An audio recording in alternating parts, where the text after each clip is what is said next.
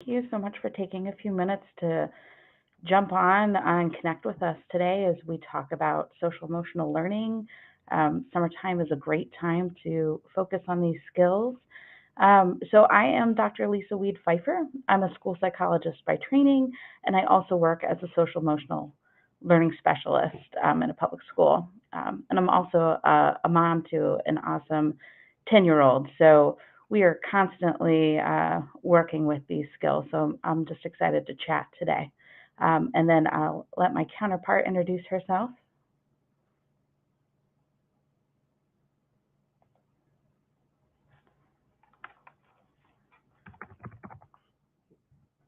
Right, we will come back with that.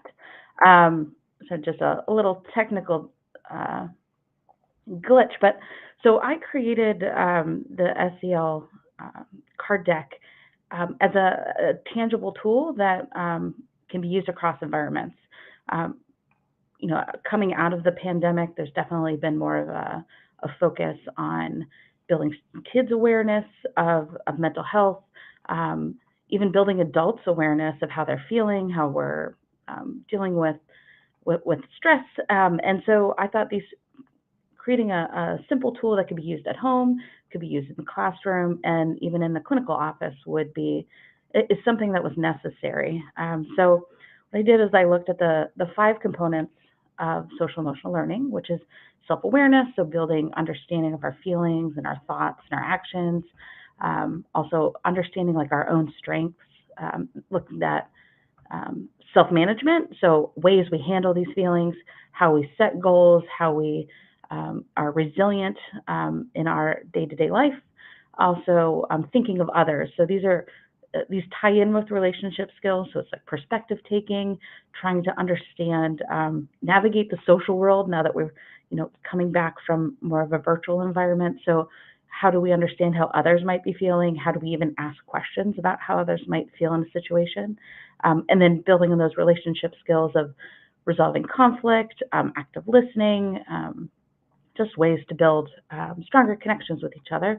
And then finally, there are cards that help us think about responsible thinking. So, how do we make decisions? How do we come back from making mistakes?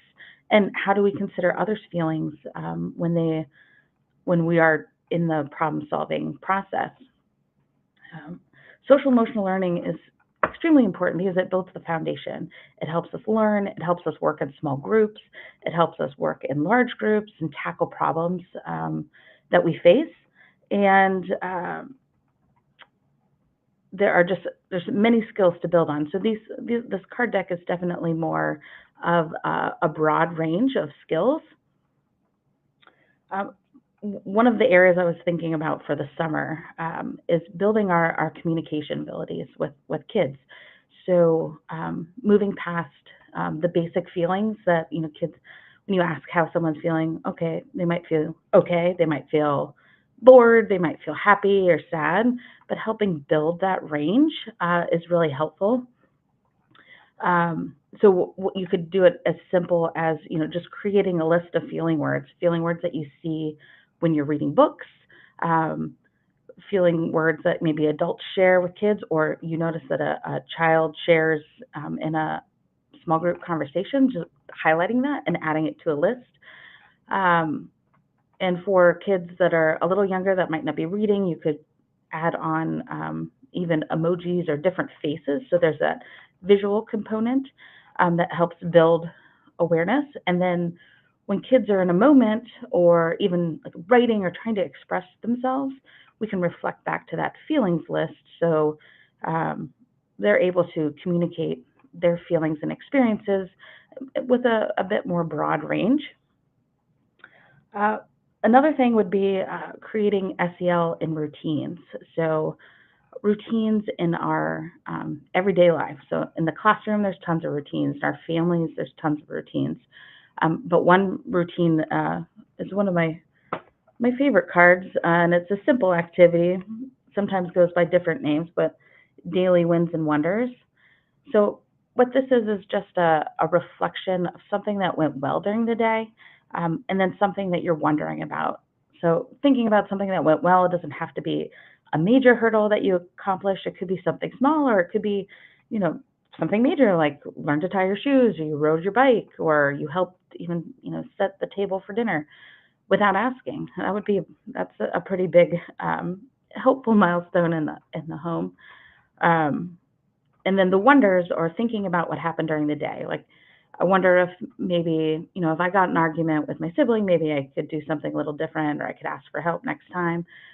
I wonder, we read this really cool book today, so I'm wondering, I'd like to learn more about the animals that we talked about in that book. So just something that develops that reflect, the process of reflection, and connecting with what happened in the day. And then when it becomes routine, kids feel confident in being able to share and kind of think about their day. And they also benefit from the modeling of adults around. That might be, if it's a caregiver, if it's the teacher, if it's a clinician, also sharing. Um, it's a good role modeling, and it just really helps build some of those SEL skills. And then a third one is problem solving. So summer is filled with problem solving opportunities, whether it's, playing on the ball field, whether it's going over to someone's house and playing a game. There's lots of decisions, and there's a lot of potential, real life scenarios that can need, problem solving or conflict management. So practicing these skills in a kind of a controlled environment before the stress hits in can also help build those strategies. So there's several different prompts, conversation starters, and activities that I included in the SEL card deck, like what might happen, gives a few scenarios, and the kids are, prompted to think about different ways that the problem might resolve. So brainstorming a list of more than one way to solve a problem is helpful, and then you can go back and reflect. But these cards are just suggestions, so there's, I'm sure, more real life situations that can be used to help reflect on how these, how you might solve a problem. So when they are faced with a problem on the playground or somewhere, they know that they can take some action within that, and seek help or solve the problem or express their feelings in those situations. And the other one is about making mistakes, because I know as an adult, make mistakes all the time, so you have to regroup, reflect, and move on. So, kind of building normalcy in that with our kids, that letting them know it's okay to make mistakes, and, kind of regrouping and moving forward, and planning on how to, be successful in the future, or just, do a little bit better next time. Totally fine, and building kind of normalcy in that language. So, I mean, there's a lot of different activities within the card deck. I think will be very useful, especially across, when school's coming back into session, or even just families looking to learn a little bit more about social emotional learning. These are kind of really tangible ways to help explore those concepts. I'm wondering if there if there's any questions. I'm waiting to see if the other author has been able to come back.